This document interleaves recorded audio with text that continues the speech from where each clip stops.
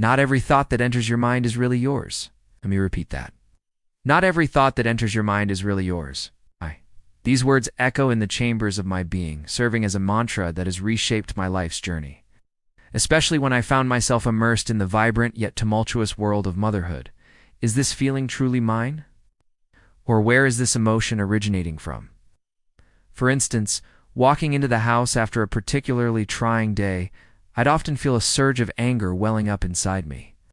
If not properly cared for, it can fester and lead to burnout. So how do I care for this sensitive terrain? Enter energy hygiene. It's not a trend or a fad, it's a necessity. The chattering couple sharing their excitement about an upcoming trip. The solo traveler lost in thought. The student buried in a laptop. The businessman sealing a crucial deal. Each individual carries an energetic signature. And as you sit in the heart of this microcosm, you become a silent observer and an unwitting participant in this emotional orchestra.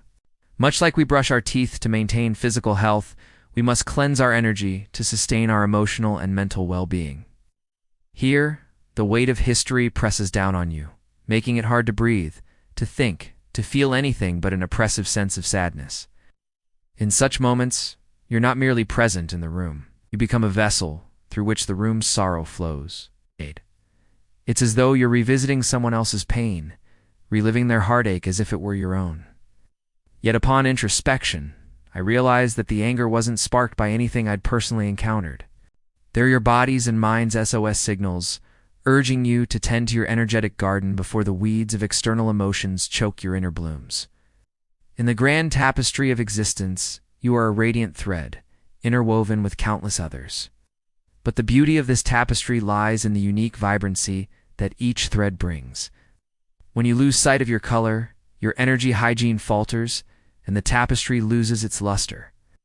You become a lighthouse, projecting your own inner light while still being able to see and understand the struggles of those in the darkness. Energy hygiene isn't just about cleansing your aura. It's about self-respect. If you haven't already, hit subscribe to join us on this enlightening journey. Together we can navigate this complex world while preserving the sanctity of our inner sanctuaries. Thank you for watching.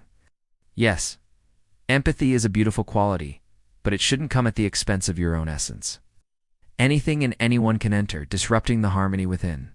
But when you establish robust energy hygiene practices, you build protective walls that filter out the noise, ensuring that only what aligns with your frequency is allowed in.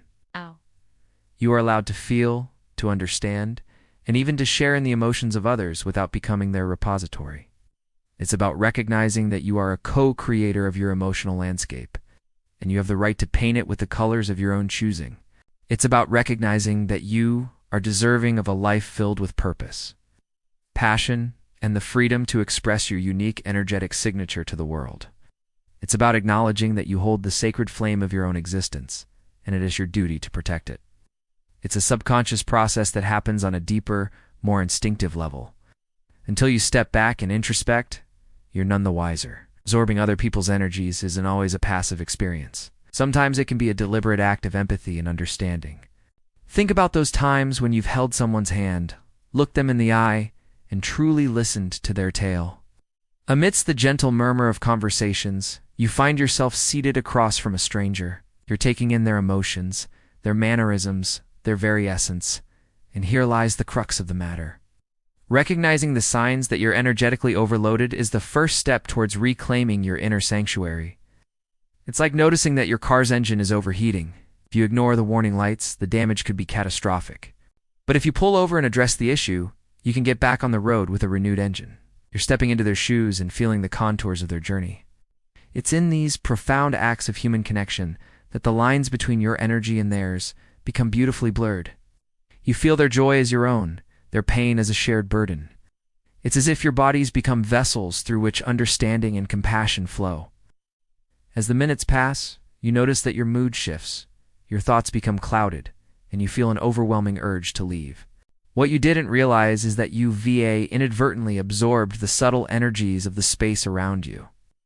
After spending time with certain people, you might feel a sudden surge of exhaustion that doesn't seem to go away with rest. It's as if you've expended an emotional reservoir that's not your own. Mood swings, If you find your emotions shifting dramatically without any clear trigger, it could indicate that you're absorbing the emotional landscapes of others without proper grounding. Brain fog. Mental clarity is your ally in navigating life's complexities. But when you're energetically overloaded, it's common to experience a disconcerting brain fog. Focusing becomes a Herculean task.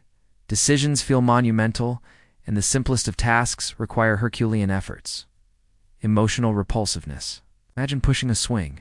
If you push someone too vigorously, they won't simply move with you, they'll recoil, trying to regain their balance. Similarly, when you're saturated with other people's emotions, your system may try to push them away. This can manifest as irritability, a short temper, or an aversion to social settings. Physical discomfort. On a deeper, more primal level, your body might signal distress through physical discomfort. Headaches, stomach aches, or an inexplicable heaviness can be your body's way of saying, enough is enough. Feeling grounded. Have you ever walked barefoot on dewy grass, or felt the sun's warmth on your skin, and noticed a profound sense of calm wash over you? That's the feeling of being grounded. And when you're not grounded, it's like trying to stand on a slippery surface. You're constantly at risk of falling off balance, mentally, emotionally, and even spiritually. It's like trying to keep a candle's flame steady in a windy tempest.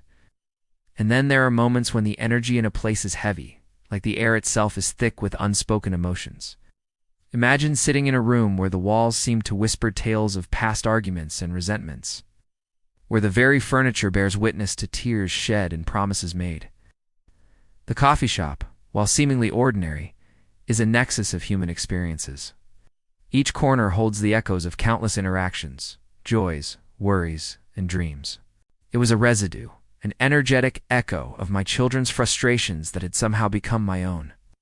As a mother of 4 boys who have graced us with their presence in less than 5 years, I've navigated the exhilarating highs and soul-stirring lows of raising a boisterous bunch of boys. Maybe you see the quiet desperation in the eyes of the solo traveler, or feel the tension radiating from the businessman. You don't mean to eavesdrop, but the boundaries between your energy and theirs begin to blur. The energy of others starts to seep into your own. The weight of their emotions, their hopes, their fears, their dreams, and even their regrets gradually accumulate within you. I'd feel tears threatening to spill, but they weren't triggered by my experiences. They were born from sensing the emotional landscapes of those around me. My sensitivity isn't just a personal trait, it's a lens through which I perceive the world. As a highly sensitive person, I'm attuned to the subtle energies that paint the backdrop of human interaction. I absorb not just sights and sounds, but feelings and emotions. A crowded room isn't just a collection of people. It's a tapestry of experiences, hopes, and fears. While the love they bring is boundless, the emotional roller coaster they evoke is equally intense. The spectrum of emotions these bundles of joy radiate is nothing short of extraordinary. Joy, laughter, curiosity, mischief, frustration, exhaustion, worry, and at times an overwhelming sense of responsibility. It's as if they hold up a mirror to the depths of my soul, amplifying every emotion to a resonant hum. However, there have been moments, and I'm sure many of you mothers out there can relate, where amidst the chaos, I found myself questioning. Another instance was the inexplicable bouts of sadness that would grip me. But this gift has its challenges. It's akin to having an open wound. Picture this. You walk into a bustling coffee shop. The air is thick with the aroma of freshly brewed coffee.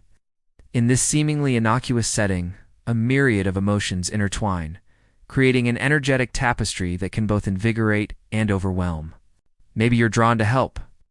Perhaps you overhear snippets of conversations that tug at your heartstrings or spark your curiosity. It's not that you lack control. It's that the subtle influx of external energies can sometimes overshadow your inner compass. It's as if the room itself is saturated with a palpable sorrow that seeps into your pores and chills you to the bone. The most perplexing part, you might not even realize that you're absorbing these energies. In those moments, you're not just hearing words.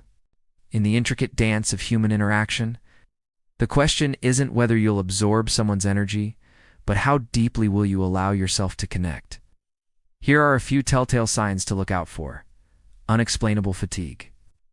These signs are not mere annoyances.